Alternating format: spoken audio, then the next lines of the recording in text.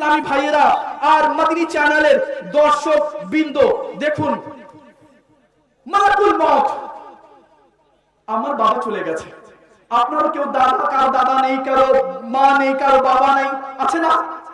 তো মালাকুল মউত প্রত্যেক মানুষের ঘরে আসবে, প্রত্যেক মানুষের ঘরে আসবে।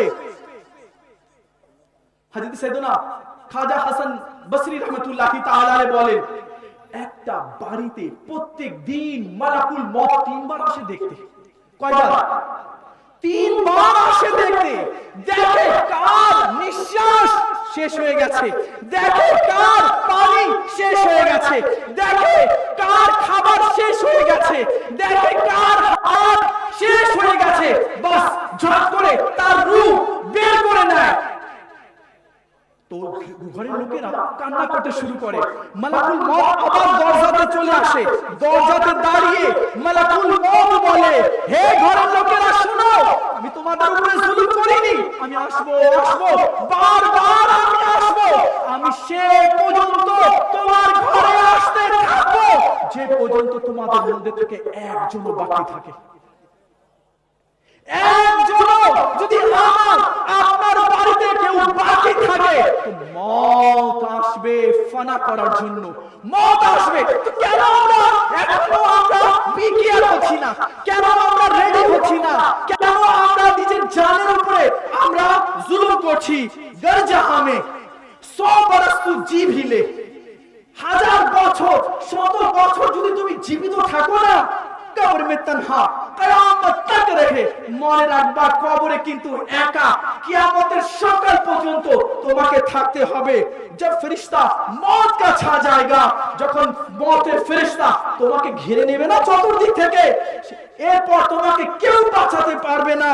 করলে তওবা, রব কি রহমত है वही, করে নাও তওবা, আল্লাহর রহমত অনেক বড়, वरना কবর মে সাজা হোগি কড়ি, মনে রাখবেন না হলে কবরের মধ্যে শাস্তি কিন্তু ভয়ঙ্কর হবে। আসুন প্রিয় ইসলামী ভাইয়েরা, আমরা আরো কিছু শুনি। আজ যত সৃষ্টি আছে এবং কিয়ামত পর্যন্ত যা যা সৃষ্টি হবে সব কিছুই ফানা হয়ে যাবে। আমরা বলি আমার অনেক অ্যাক্টিভিটিস আছে, অনেক পাওয়ার আছে, আবে বাদ দে, বড় বড় লিঙ্ক আছে, আমার ক্ষমতা আছে, আমার কেউ আমার ধারের কাছেও আসতে পারে না। দেখে নিব, বুঝিয়ে দিব কার ক্ষমতা আছে আমার সাথে লাগার। মনে রাখবেন এক হাওয়া চলবে, এক বাতাস চলবে, আর সব কিছু ঠান্ডা করে দিবে।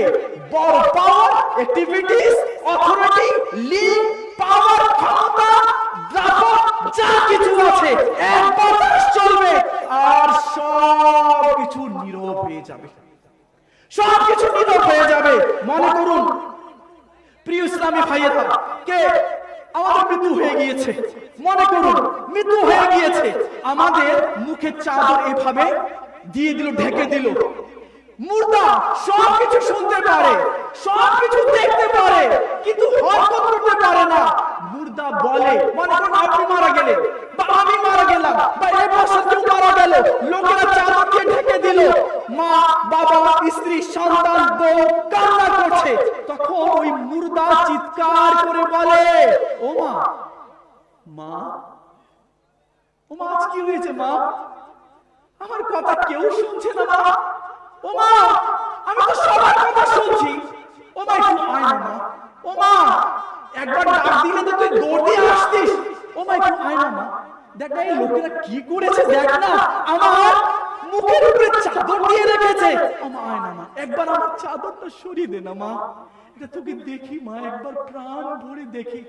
মুর্দা এভাবে বলবে, কিন্তু মুর্দার কথা মা শুনতে পারবে না। আমি যখন ঘরে যেতাম, আমার মেয়ে দৌড় দিয়ে আসতো, বাবা বলে বুকে জড়ে যেত, তখন ওই মেয়ে আমার কথা শুনতে পারবে না। আমি ডাকবো মামুনি, ও মামুনি, মা আমার, আয় মা, কাছে আয়, একটু আমার মাথা থেকে চাদরটা সরে দে না মা, তোকে একটু দেখি রে, আজ দেখবো আর কিয়ামত পর্যন্ত তোকে দেখতে পারবো না। মেয়েও শুনবে না, স্ত্রীও শুনবে না, সে বারবার চিৎকার করবে, একবার তো আমার মেয়েটার মুখ দেখতে দাও। কিন্তু মুর্দার কথা কেউ শুনবে না, তাকে গোসল দিবে, তাকে কাফন করাবে, তার এরপর হ্যাঁ এই কাহিনী হ্যাঁ এই কাহিনী আপনার আমরা যা মনে করি না কেন বাস্তবে কি এই কাহিনী আপনার।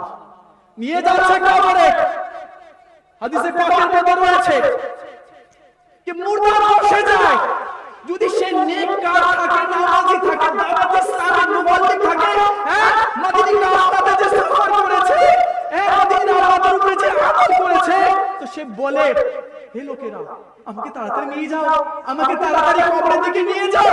আমি যা দেখছি তোমরা যদি তা দেখতে না তো তাড়াতাড়ি নিয়ে যেতে। তো মুর্দা যে মারা গিয়েছে নেককার সে জান্নাত দেখে আর বলে তাড়াতাড়ি নিয়ে যাও আমাকে।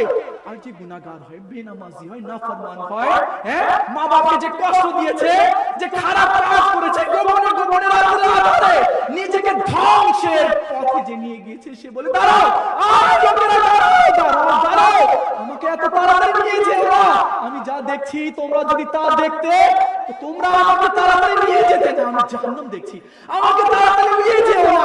এই কাহিনী সত্য হাদিসে রয়েছে, আর এটা আপনার কাহিনী, এটা আমার কাহিনী। তো আমাদেরকে কি করতে হবে?